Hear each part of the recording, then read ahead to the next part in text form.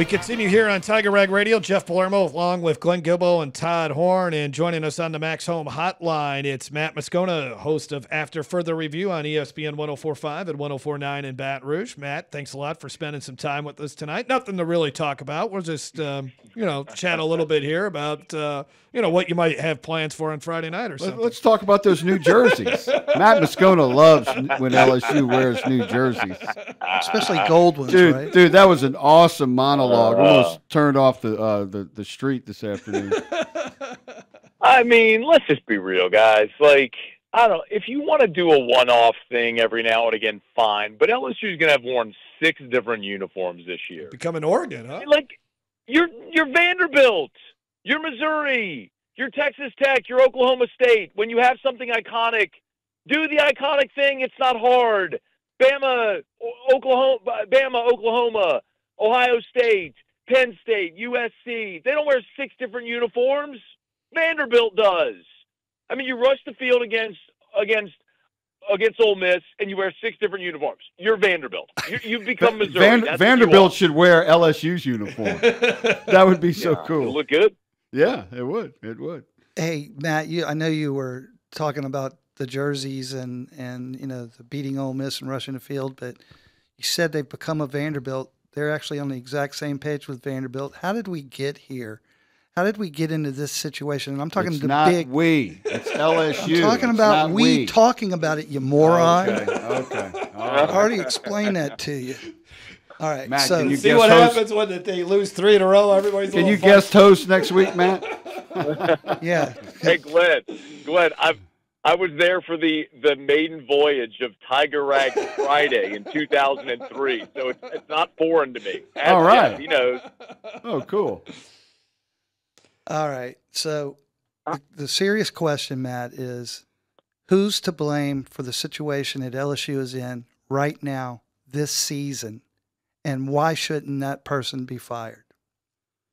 Well, of course it's Brian Kelly, because the head coach is always going to be to blame. The blame always runs upward. But there's layers to it. Now, to the specific question of why shouldn't he be fired, because his buyout would be something like $68 million after this year, and there's a better chance of me waking up tomorrow with a full head of hair than them paying him $68 million not to coach. So he's going to be back, and he should be back.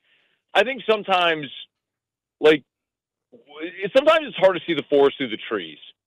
If a month ago LSU had won 6 in a row, they were in the top 10, they had beaten Ole Miss, they had blown out Arkansas, which looked like a good win at the time, and they were up double digits midway through the third quarter at A&M in a battle of the only unbeatens remaining in the league. Like, Brian Kelly didn't become a bad coach with a bad team in 3 weeks. I think they got exposed where some of their personnel deficiencies are defensively. Garrett Nussmeier, who we always knew his one bugaboo was the turnovers, that's started to crop up.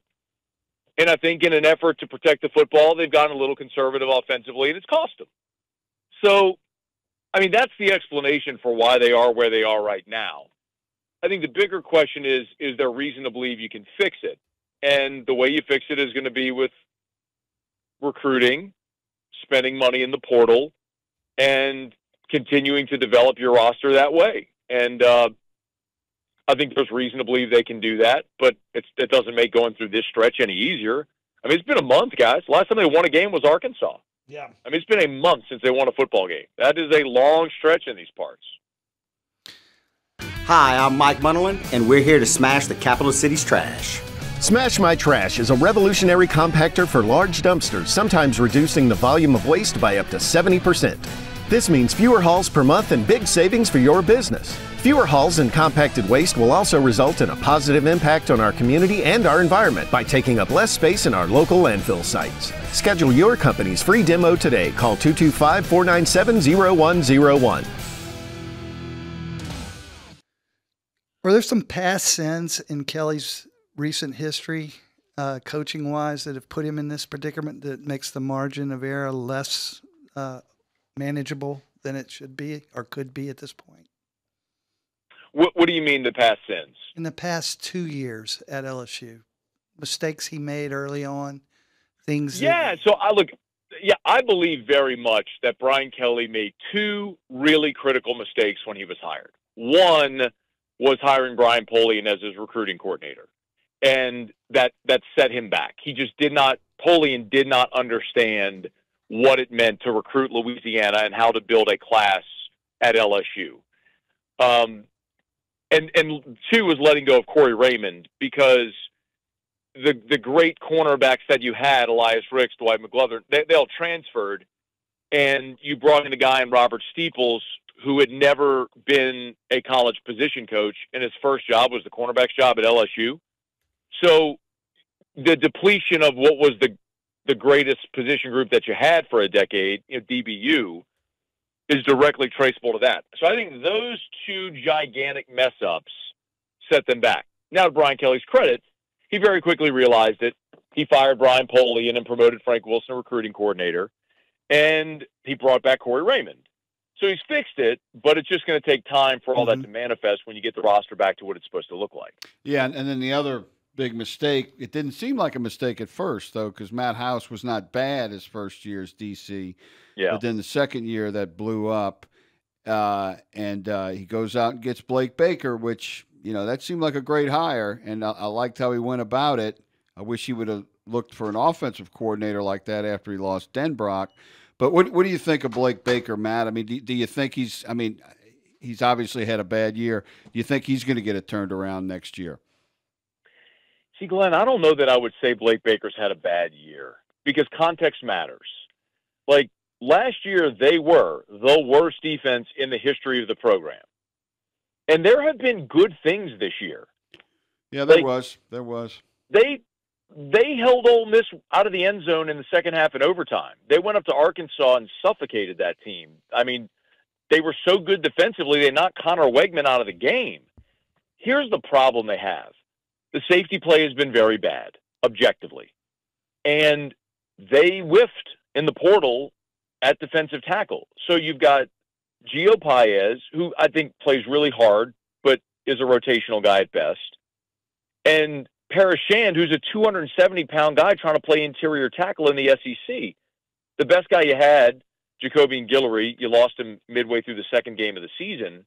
So you have some real deficiencies, talent-wise, that they got to fix. Like, I think they've done a really good job of masking those deficiencies at times this year, but there's also times they've been exposed. And the Alabama game was a case in point of that. I think the inability at times to cover against Florida, allowing some of those chunk plays, was an example of that. But you know what can fix that? You bring in a 6'4" cornerback back in DJ Pickett and say, hey, go stand out on an island and grab, cover the next guy, the other team's best guy. Cade Phillips just got bumped to a 5-star as well. I mean, those two guys step on campus next year, and they are automatically the best cornerbacks you have on the team. So it's going to get better personnel-wise. It's just really hard to go through it when it's not good, and it's not good right now. Yeah, it's a great point. He was hiding deficiencies, and everything kind of fell apart. I was expecting a little more out of him when Marcel Reed went in against Texas A&M, and then they didn't get that fixed the next week. Trains are everywhere. You should always expect one, even on private property. Only cross tracks at designated crossings that fit your equipment. If you don't fit, don't commit. Look, listen, live. I wanted to ask you this, too. You said they whiffed last year in the portal on the defensive line. Now, did they whiff because Kelly didn't think those guys were good enough, or did they not have enough NIL money? Why did they whiff, and will they change that if they're in that same situation next year? Well, I don't know that this has been reported anywhere, but I've said it on my show, so I'll say it. They were confident. If you go back to the end of the year in that bowl game, and there was a pretty ugly scene on the field where after the bowl game where Mekhi Wingo and some of the defensive linemen were kind of giving Matt House the cold shoulder. And that told you everything you needed to know. Well, when Matt House was fired, they felt good about getting Bo Davis here. And if you remember how that all played out, they were going down that road, and then Bo Davis put out a tweet that he was staying at Texas. Well, a short time after, Mekhi Wingo and Mason Smith both declared for the draft. A week later, They re-engaged with Bo Davis, ultimately got him here, but it was too late for Mason and Mackay. And by the way, I was told, and I believe my information 100%, that each of those guys was offered a $500,000 NIL deal to return. And they both decided to go pro. Well, they missed the first portal window because of that. So that meant in the spring portal window, they had to be aggressive. And they tried to be with Dominic Williams from Oklahoma, or I guess from TCU, who landed at Oklahoma, and with the defensive tackle from Michigan State who ended up at Miami, Simeon Barrow. Yes. So they went after those two guys, and the price tag got outlandish. And Glenn, LSU could have paid it. Remember, I just told you they had $500,000 NIL offers to two guys that passed on. So we're sitting on $1 million. But the conundrum they ran into is Dominic Williams wanted $1.2 million. How do you pay Dominic Williams $1.2 when Will Campbell, who's been your 3-year starter at left tackle, is making $500, which is a great number, but he was the highest paid player on the team? I think Brian Kelly looked culturally and said, how do I justify this? And so they passed. And as a result, the only portal guy they landed was JVR Suggs. So they're thin there. Yeah, well, I understand that, but boy, I think guess if he has to do that again, I mean, I would say give Campbell a little bit more money, and get the guy and figure out the salary later like they do in the NFL. Well, Glenn, I think something that is absolutely going to happen is LSU is going to be a big spender in this first portal window coming up here in a few weeks because they learned the mistakes of last year.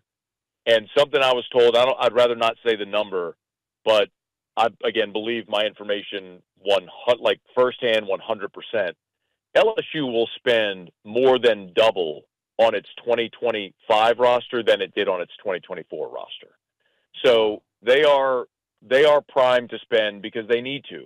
It's not going to look like Oregon spending reportedly $20 million or the numbers are 17, 18 million reportedly for Ole Miss this year. But it's going to be healthy enough to where they're going to be competitive for some of the bigger names in the portal at positions they need. It's time to start betting on yourself. Louisiana 988 can help if you're dealing with tough emotions caused by gambling habits. You can share as much or as little as you want, and it's completely confidential. It's free, available 24/7, and most people who reach out report feeling better right in the moment. Call or text 988 anytime.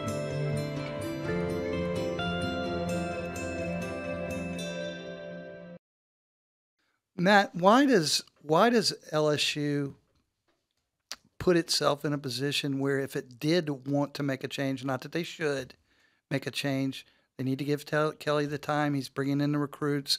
He's building it the way he wants to. If he's willing to justify and go into the portal and get the players he needs, then he can strengthen the roster, build up the roster, which clearly needs to be done, as we've discussed.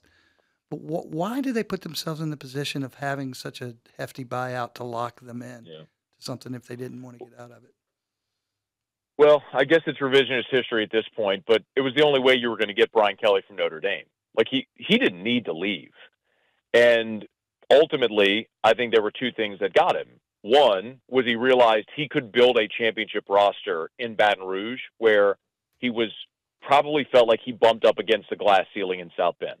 I mean, he got them into a championship game in the BCS. He made the college football playoff twice. And every time he got there, he got walloped because his roster didn't look like Alabama or LSU or Clemson did. And there was a reason for that. There was a reason for that, a real substantial reason that he couldn't build the same type of roster at Notre Dame that you could at LSU. Yeah, that's what he just said. No, I said I'm asking him to talk about that. Yeah, well, I mean, listen, I mean, I know a lot about the culture in South Bend. I mean, I don't know if you all know, like, my brother has 2 degrees from Notre Dame. I actually spent a year there at Holy Cross. Like, I know, I mean, had classes at Notre Dame, and I had a lot of synergies there. The bottom line is they don't allow for less than academic requirements for football admissions. Or at least they didn't. They might now, but with Marcus Freeman there.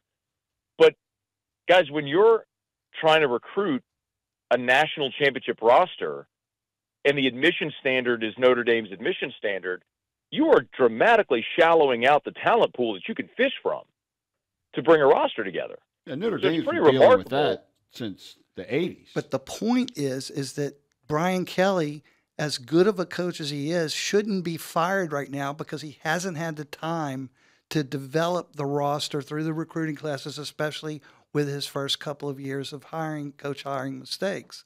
And so even if LSU could get out of this contract right now with Brian Kelly because they're pissed off at the situation that LSU's in from the floor falling out, they need to give the man more time because he does know what he's doing. I agree. Even if he didn't have a great contract, you're right. He should stay. I think only crazy people think he should be fired. Well, there's a lot of crazy people out there. Well, that's not new. That's not new around here. The other thing that I'd point out, too, is while we all assumed that they would be further along at this point, it is important to remember what Brian Kelly inherited. Oh, no question. And he inherited a terrible roster, back-to-back 500 seasons. 39 scholarship players. Yeah, it's taken a while to get back. Now, he made some missteps, which has prolonged it. But I believe they got the right guy, and I think he'll be fine. Hey, Matt, did you like those All-Star Game jerseys, by the way, that Skeens had to wear? I heard they're going back. That's ridiculous. Why in the world would you screw up a good thing, man? Let them wear their home or road uniforms in the MLB All-Star Game. It's just so ridiculous. Why do we screw up good things with uniforms? I think they are going back. I heard. No, they're not coming back. They're going back to the traditional one. Oh, that's right. They are going back. Good. You're right. Glenn has comprehension problems. Thanks, Matt. Get ready to make some noise this October with the East Baton Rouge Parish Library. Join us for the 11th Annual Baton Rouge Maker Fair on October 19th from 10 a.m. to 4 p.m., where creativity and music come together. From live performances to hands-on workshops, there's fun with a beat for everyone. Visit batonrouge.makerfair.com for details. Brought to you by your East Baton Rouge Parish Library, where creativity never stops.